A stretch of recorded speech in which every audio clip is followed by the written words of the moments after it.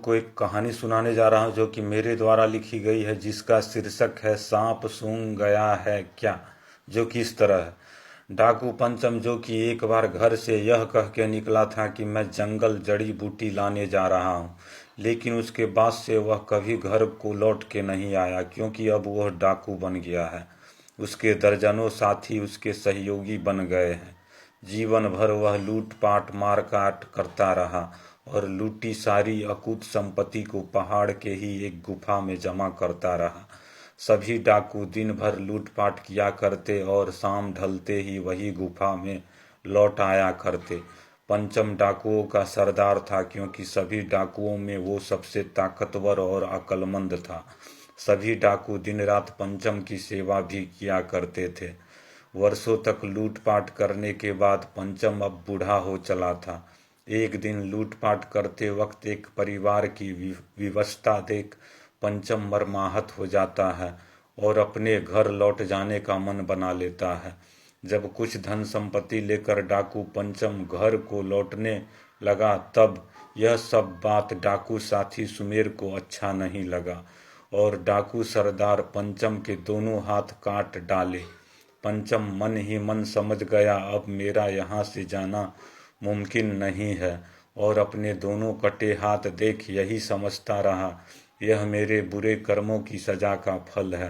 अंततः डाकुओं का सरदार सुमेर बन बैठता है।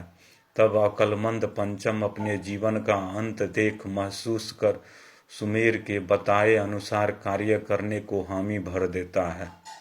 चूंकि पंचम के दोनों हाथ नहीं रहे, इसलिए वह इन गुफाओं की रखवाली करने की बात कहता है, जिसमें सुमेर हामी भर देता है। डाकू दिन भर लूटपाट किया करते और पंचम दिन रात गुफा के अंदर अकूत संपत्ति के पास ध्यान मग्न होकर शिव आराधना किया करता। जब इसका कोई फायदा नहीं हुआ तो वह गूंगा रहकर शिव आराधना करने का मन बना लेता है। इस पर भी कोई फायदा नहीं हुआ तो एक दिन वह अपनी जीभ काटकर शिव प्रतिमा के पास रख दी। तब उसे गुफा से एक आवाज़ सुनाई बोल पड़ती है, बोल तुम्हारी क्या इच्छा है। तब पंचम बोल पड़ता है, इस पाप की गठरी रूपी अकूत संपत्ति को कोई भी नांग कर न उठा सके। तब उसे गुफा से ऐसा ही होगा आवाज़ सुन पड़ती है। शेष डाकू रोज लूटपाट किया करते और गुफा के अंदर आके जमा किया करते। एक बार डाकू सुमेर एक व्यापारी से अधिकांश सोने हीरे का सौदा कराता है। जब गुफा के पास खड़े होकर अपने दर्जनों साथियों से कहता है, सारे संपत्तियों को बोरे झोले में भर ले आओ, तब उसके सारे साथी गुफा के अंदर जाते ही भूल जाते आखिर मैं अंदर क्यों गया हूँ। डाकू सरदार पंचम वहीं गुफा बाहर इंतजार करता रह जाता और चिल्ला चिल्ला कर कहता, सबको सांप सूंघ गया है क्या, जो बाहर नहीं आते। डाकुओं की ऐसी बार बार हरकत देख क्रोधित सुमेर अपने कुछ साथियों तक को जान से मार डालता है। कई दिन बीत गए, डाकू सुमेर को भी कुछ समझ में न आता आखिर ये सब क्या हो रहा है।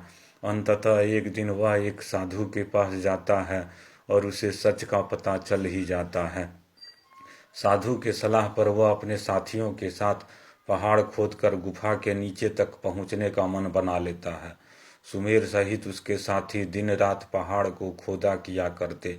उसके कुछ साथियों की मौत पहाड़ खोदते वक्त हो जाती है। अथक प्रयास के बाद सुमेर और उसके कुछ साथी गुफा की अकूत संपत्ति तक पहुंच ही जाते हैं। अपने साथियों के साथ सारी अकूत संपत्ति को बोरियों झोलियों में भर ही डालते हैं। सुमेर को लालच आ जाती है, वह अपने सारे साथियों को वहीं मार डालता है। सारी संपत्तियों को पहाड़ से नीचे से निकालते वक्त पहाड़ पूर्ण रूप से धंस जाती है, जिससे सुमेर पंचम जैसे डाकू की भी मौत हो जाती है और सारी धन संपत्तियां पहाड़ों के नीचे दबकर राज बन जाती है। यह कहानी हमें यह सिखलाती है कि पाप के कर्मों से जमा किया हुआ अर्जन कभी भी फलीभूत नहीं होता है।